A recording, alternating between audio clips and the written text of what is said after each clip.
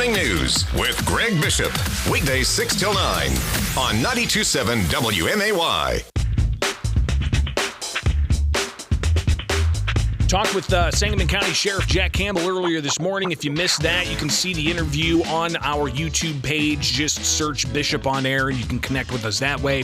Or on our Facebook page, you can also find the entire broadcast from the 6 o'clock hour. Talked with him just after 6:30, and now I want to get your thoughts at 217-629-7970. That's the phone number, and Sheriff Jack Campbell saying that he's not going to enforce the gun ban and registry. Again, here is just some of what Sheriff Campbell had to say about the bill, and in particular, one aspect of it that exempts law enforcement from the ban. And Campbell is, of course, the duly elected sheriff of Sangamon County, one of 102 counties across the state.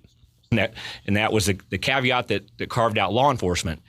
Everybody has a right to keep and bear arms, not just law enforcement.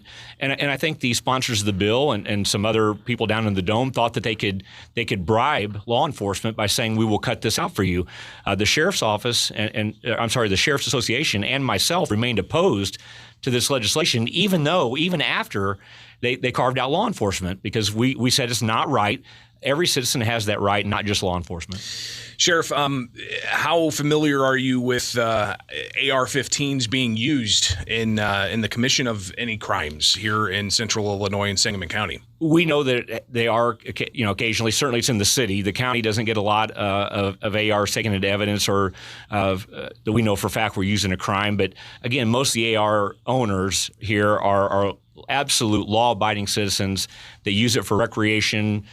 For shooting varmints, things that that they certainly legally can do. So, again, this is not a giant problem in Sangamon County, and it seems like that historically we've seen it for decades now. They bring the Chicago problems down to downstate, and if they want to keep passing ordinances up north and violate people's constitutional rights, and they won't stick up for themselves, that's up to them. But down here, the sheriffs, and you can see clearly across the state, our position is we are not going to stand for it down here. And again, that's a conversation I had with Sheriff Jack Campbell, Sangamon County Sheriff, earlier this morning. I want to hear from you now at 217-629-7970. That's the phone number. We've got plenty of time here to get some of your thoughts. Again, 217-629-7970. And if you look at the list of sheriffs that are growing as to who are opposing House Bill 5471, you've got Adams County, you've got Ogle County, you've got Edwards County, you've got the Wabash County State's Attorney saying that they're not going to support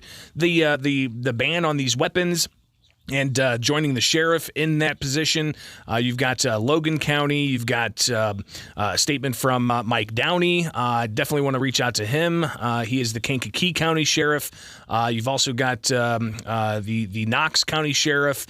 You've got the state's attorneys from Perry County. You've got other state's attorneys and sheriffs across the state that are saying that they're not going to enforce this. Your thoughts? I think we got full phone lines now at 217-629-7970. Good morning. You're on WMAY. Good morning, Greg. Hey, I just wanted to, give a shout out to Jack because, this is why we voted him in, because he's basically speaking for the people who he's serving. And I'm pretty sure that everybody in this area feels the same way that he's saying. And not just Republicans, but Democrats as well. Listen, Doris Turner, a liberal Democrat, she voted against this. And I think that's possibly because she knows that the political ramifications could be negative, especially in we have an urban city area, Springfield, but, it's a lot of rural area as well in Sangamon County. But your thoughts, 217-629-7970, that's the phone number. Good morning, you're on WMAY. I want to say kudos to Jack Campbell. The Jim Leaches out there who think that this is going to cure the issue have no clue and no common sense when it comes to this. And Jim's a smart guy. But taking every gun away, it's funny how the people who want to take the guns away are using the same weapons to protect themselves. I find that very ironic. But Yeah, I mean, you've got law enforcement and security guards hired by, various people from celebrities to lawmakers that are, being guarded by people who have semi-automatic weapons with more than 15 rounds in a handgun or more than 10 rounds in their rifle that they carry around to protect, high-ranking individuals like the governor or, various others. But at the same time, these individuals protected by that, they don't want you, the regular citizen, to be able to protect yourself. This was the same governor that when COVID was running rapid went to Florida to vacation because he didn't have all the restrictions in Florida, him and his family. So, I'd take this guy for a grain of salt, although he's a big grain of salt, but whatever. I appreciate the call, 217-629-7970. Get more of your phone calls. We got plenty of time to squeeze those calls in. Good morning. You're on WMAY. Good morning. Hey. You're on the air. Go ahead. I was just going to make a comment that taking these people up on their premise that this is for the safety of the community and people is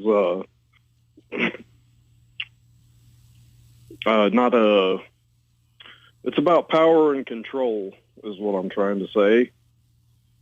So you don't buy that it's about public safety, because that's what they're saying this is all about. It's about public safety, they claim.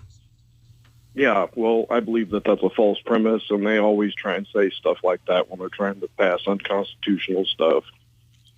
So I take it, are you going to comply with this? Are you going to register any semi-automatic guns that are on a list of 170 plus?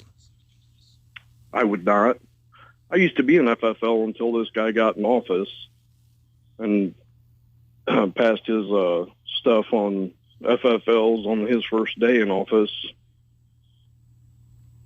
Yeah, and they passed the Gun Dealer Licensing Act, which has a whole bunch of provisions that go above and beyond what the federal licensing does. It requires gun stores to go through even more hoops on a state level. Appreciate the call. Let's get to more of them at 217-629-7970. Good morning. You're on WMAY. Your thoughts to a growing number of sheriffs across the state that are saying they're not going to enforce this particular gun ban and registry. And in particular, Governor J.B. Pritzker saying you got to enforce the law or you shouldn't be in your job anymore.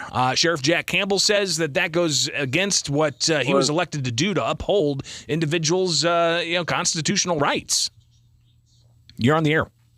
Well, isn't it funny that this same governor says these guys have to enforce the law, but don't we have this thing called when you come into this country, you got to do it legally, and this same governor said, no, we're going to be a sanctuary state.